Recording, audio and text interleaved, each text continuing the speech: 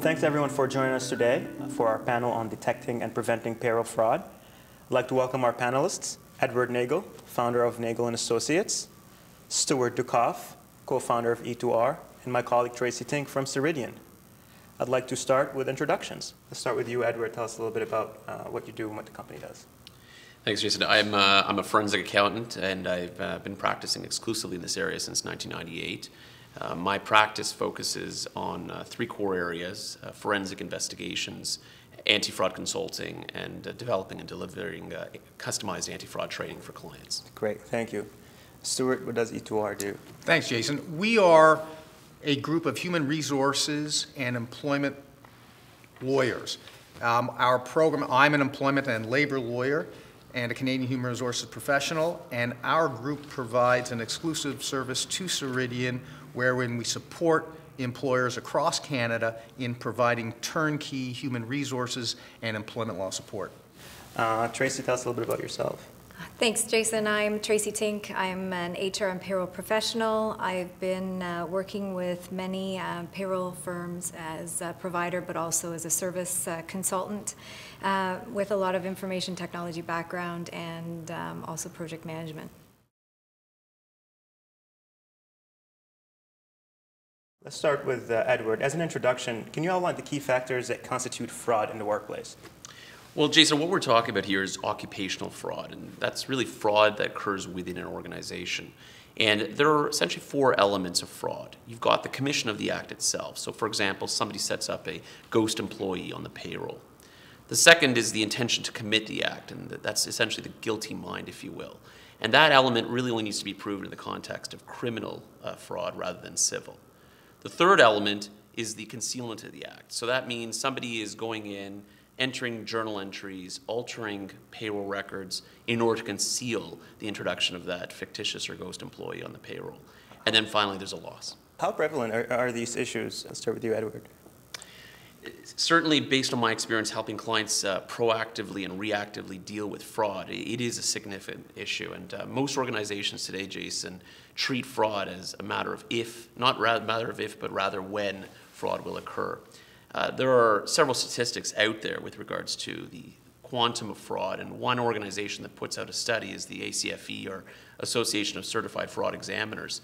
And they suggest amongst their participants that fraud accounts for about 5% of a company's revenue. So on a business that earns $10 million, what we're talking about is $500,000. So that's quite a significant figure. And when they extrapolate that over the gross world product, that suggests the number is actually a $3.5 trillion problem. So it is a significant issue. And Stuart, from your work with these organizations, what type of impact does that have on the business? Is it just merely financial? Is it, does it span other issues? Or? It's significant. As Edward just identified, if you look at a $10 million revenue business, that represents $500,000 at 5%. That's a significant number. So that in and of itself, of course, has significant magnitude for the organization, but it expands even beyond that. We're talking about clients, suppliers, that if the fraud, they become aware even of the fraud, there's a reputational issue as it relates to the organization. And the perpetrator of the fraud is going to have ramifications internally within the organization. Morale issues will be impacted throughout the organization, and of course, that individual likely has a very short life within that organization, and now you have recruitment costs, and because of the reputational issues, it might even be difficult to recruit somebody into that position. So there are a number of consequences that emanate from the failure to implement the appropriate checks and balances so that you minimize the risk of fraud. The impacts certainly of fraud extend well beyond the financial. Reputational risk and damage, potential damage to the organization can be quite extensive. From internal employees leaving because of the perception of their organization to the outside world, to investors potentially walking away from the organization, right through to donors in the case of not-for-profit, that people are fearful that the money that they're donating is not going to the right place. And the reality is that there are statistics that show that whistleblower hotlines actually increase the likelihood that people are actually going to come forward and raise concern by about 50%. What's the difference between theft and fraud? I mean, is mitigating theft enough? I mean, I would assume no, but can you tell us a little bit from your perspective? Well, Jason, let me give you a quick example. Somebody walks into the supplies cupboard and grabs a bunch of pens and some paper, and they walk away, and they have no intention of using that for work-related purposes. That in of itself is theft. Now let's take that same example of the individual who's responsible for ordering supplies for that company, takes the invoice from that supplier, alters the description of what they actually ordered, and puts in things that are legitimately ordered by the company, and then submits it for payment. That is fraud, because that additional element of concealment, of revising those descriptions, is what differs between theft and fraud. That typical person, what does that typical fraudster look like? The profile of the perpetrator of fraud is often a long service, trusted employee. And that is so disheartening from an organizational perspective, where somebody who you've trusted, which has permitted you as the organization, in essence, to assign responsibility without the checks and balances because of that trust. And I'm sure Ed would agree that trust is certainly not a check and balance and not a protocol. Absolutely. In fact, trust is not an internal control, and often organizations seem to rely overly on that factor. The other factor is that majority of fraudsters have not been previously convicted criminally. And so there is no history. When you run those criminal and credit checks, these people come clean. And I've had several situations where people have been retained by companies, and through the investigation we've determined that they had previous run-ins with their prior employers because there was no history ever recorded in respect to their illicit activity. You mentioned ghost employee earlier, Edward. Can you just elaborate a little bit on that? A ghost employee is essentially an employee who is on the payroll who doesn't actually work for the organization. This can either be a fictitious individual or a legitimate individual, but neither of whom actually work for the organization. And quite often, this is perpetrated by altering or manipulating the payroll and other personnel records and adding a personnel file for the person who doesn't exist. And that's the way by which they're able to remove the funds from the company. I read a story in the U.S. from upstate New York, smaller organization, like 50 or 60 people, and you talk about the length of service steward, but the HR person who did payroll there, she's been with a company 20, 25 years, but she had opened an account with a ghost employee, and it was simple increments of like $50 in a week or $100 per pay period, and over the years, that number just ballooned to hundreds of thousands. To speak to the point about increment in time, that lasted almost 2 years, and this individual managed to misappropriate almost $750,000. And again, very simply, just added a couple of employees to a new department to the company and started paying them on a biweekly basis. And it wasn't caught until actually this person was away. And the person who was taking over that person's role then sees this additional payroll stub and starts to question it. So Stuart, how do you differentiate between intention and action? And you talk about reading the signs. Yeah, it's a very good question. At the end of the day, we don't want to make the mistake of assigning blame to somebody who made an error or continues to make errors. And that's important, because if we're going to allege fraud, if somebody's engaged in fraud, although you don't need necessarily the intent from a criminal law perspective, clearly somebody who's engaging in fraud has a design, right?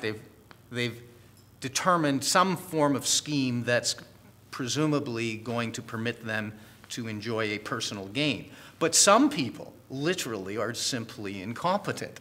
And from an organizational perspective, you want to make sure, if you're going to make that allegation, that you're not making that allegation inappropriately, because that has ramifications internally as well amongst the organization, that somebody who is well liked but has simply, through a poor exercise in the application of their job duties, results in, of course, significant errors. So that's important to recognize from an organizational perspective, but once again, managing that risk, whether it's intentional or not intentional, that's the whole idea and the topic of our conversation here today, to manage that risk so in either case, it's unlikely to happen.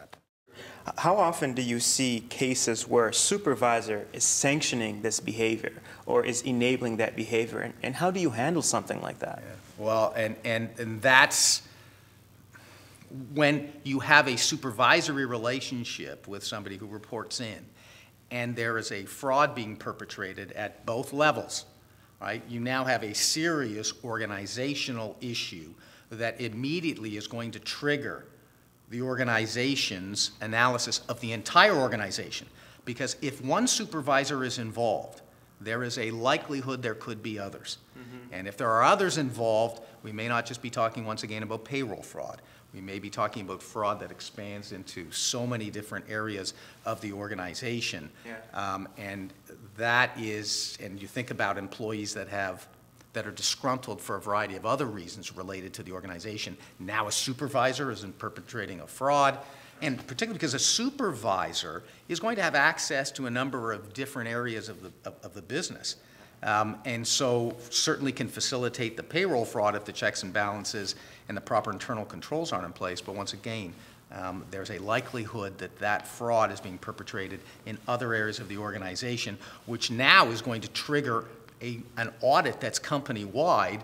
And I'm sure Edward's very familiar with the costs and time associated with company-wide audits. Absolutely. And in fact, Jason, the point that Stuart's speaking to is this concept of segregation of duties. Yeah. And the reason why we have that is that the person who is setting up an employee cannot also pay that employee, and that duty should be separated.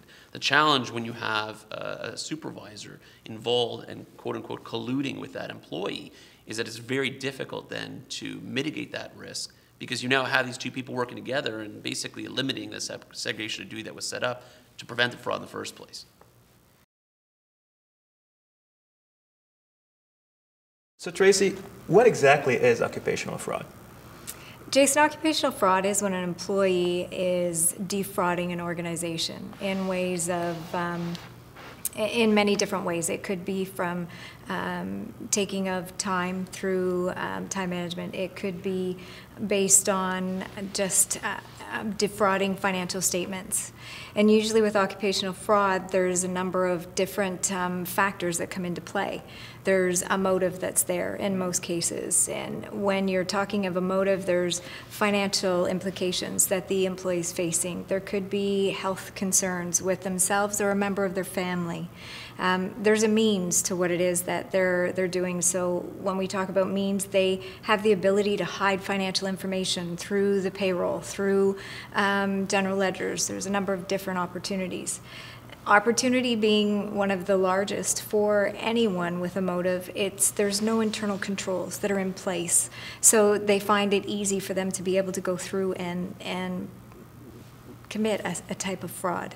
The rationalism behind it, they feel that they're entitled to it. They're owed the money, or they're owed this in terms of whatever justification is there for them. Jason, an interesting point to draw on Tracy's point is that in any context of litigation, where the employer, of course, will terminate for cause an employee who's engaged in fraud, in response or in defense, an employee will often identify personal issues, significant personal issues that have caused them, or at least allegedly, caused them to engage in that kind of behavior. Some of it, of course, can be fashioned for purposes of litigation, but often there is some genuineness attached to that. So I know when we have these conversations today, there's a tendency to focus on, and rightly so, on all the negative impact attached to the organization associated with fraud. But often that person, and the long service person who's been a good employee for a lengthy period of time, now engages in fraud because something in their personal life has triggered it. And so it's important. We can't, as an organization, of course, nor should we, be going and checking off all the boxes in somebody's personal life. But it also suggests that we should be mindful and, you know, an ear to the ground at times when we think something may not be quite right in that person's personal life. What we're talking about here largely is the proactive measure that an organization should adopt. Well, part of that should be like an employee assistance program, because as an employer, you'll have the opportunity to say to somebody who you think may be at risk of a personal issue that it could impact on their business life, contact the number. Yeah. Make the call. And that could lead to, hopefully, a resolution of personal issues, mitigate the risk to the organization in addition to the internal protocols that would be in place. So, very important. Jason, one of the biggest concerns people have in coming forward and raising concern or allegations is fear. Fear of losing their job, fear of retaliation, fear of the ramifications amongst their colleagues. Being known as a snitch or whatever. Exactly. And so to Stuart's point, I think people need to feel safe in coming forward. And whatever that mechanism in place, the company needs to encourage people to come forward and talk about their concerns. And whatever that mechanism is, it should be communicated on a regular basis that senior management actually wants to hear. Many companies, take the position that they don't want necessarily hear what's going on because they're going to have to deal with it. But that's contrary to logic. You actually want to know what's going on and encourage people to come forward so that it deters those crooks to actually be engaging in proper activity because they know other people have no concern or fear of coming forward. Absolutely, and being engaged with the employees, it allows them as well an opportunity for an organization to listen to them and possibly help them. So, Stuart, we hear a lot about false wages and benefits fraud. I mean, how does that manifest within an organization? What are some examples and some of maybe the telltale signs of this might be happening? Well, certainly some of the situations we regrettably see. Often you have a negotiation regarding compensation between often it can be a senior employee in the organization, and those negotiations are unsuccessful from the senior employee's perspective. So the senior employee says, well, this is regrettable. I need that compensation level. I believe from a market standpoint I'm entitled to it, and so I'm going to find another way to get it. And particularly in small to medium-sized organizations where even a CFO, and we've seen this with CFOs, they have, of course, the opportunity to, without the internal protocols and procedures in place, and all of a sudden the CFO is now enjoying a raise for a period of time because there's a sense of entitlement. Workers' compensation fraud. I mean, I know that was very prevalent in south of the border when I did work in the U.S. A ton of companies actually went out of business because of things like that. How prevalent it is here in Canada, and is it on the rise, or are companies really educating themselves to do more about it? It is an issue, a significant one, and a growing issue. And what it typically involves are employees who fake some sort of an injury for the purposes of filing a claim through their workers' compensation. This can be through either slip and fall and might be even collusion with one of their colleagues, or it could be somebody who gets injured outside of the workplace and then comes to the office or workplace environment and causes themselves to perceived as having injured at the office, so that they can then file a claim through workers' compensation. And this doesn't just affect employers, it also affects insurers who are responsible for funding not only various medical expenses, but lost wages and other expenses associated with workers' compensation claims. And do you see that, when I think of something like that, I imagine maybe an hourly worker in a manufacturing type environment, or maybe a union type environment. Do you see that more prevalent among salaried employees as well, or? I think it certainly is very much prevalent in areas where there's physical labor involved and there's higher risk of injury occurring. And what's an amazing recent development in the area of workers' compensation is in some jurisdictions in Canada now, they're moving towards benefits in connection with anxiety-related conditions, right?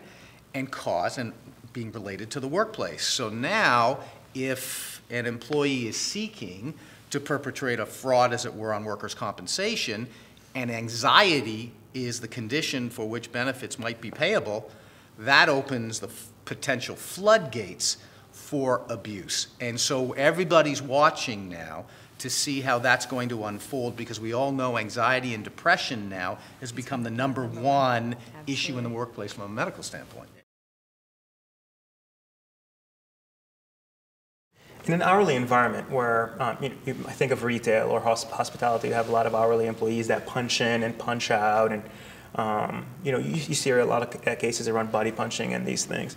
What kind of tools are available for these organizations to help minimize that? Well, Jason, we have a workforce management tool, Ceridian Dayforce. This tool has a workflow that is identified within the solution, having the control points and having the proper authorities to go through and validate the day-to-day activities of their employees. What's one of the largest safeguards for organizations, as you're talking about, is the buddy punching. You physically have to punch in. So you're clocking in with a swipe of the card. There's biometric clocks as well where you're actually using a finger touch. So you're taking away from having the additional hours that are put through from a buddy punch, where in fact the employee may be 15 minutes late, 30 minutes late. So you're safeguarding from that actually going through being approved and paid for on a regular basis. Any edits or changes that an employee would make to a schedule that has been previously set, there's control points that flow through to the proper individuals to approve those changes before they're actually made. So they're not made blindly. There's a consistent process that segregates the duties of who does what approvals and how they flow then flawlessly to payroll with some of those controls and balances in place. Thanks everyone for joining us today for our discussion. Also a big thank you to our panelists.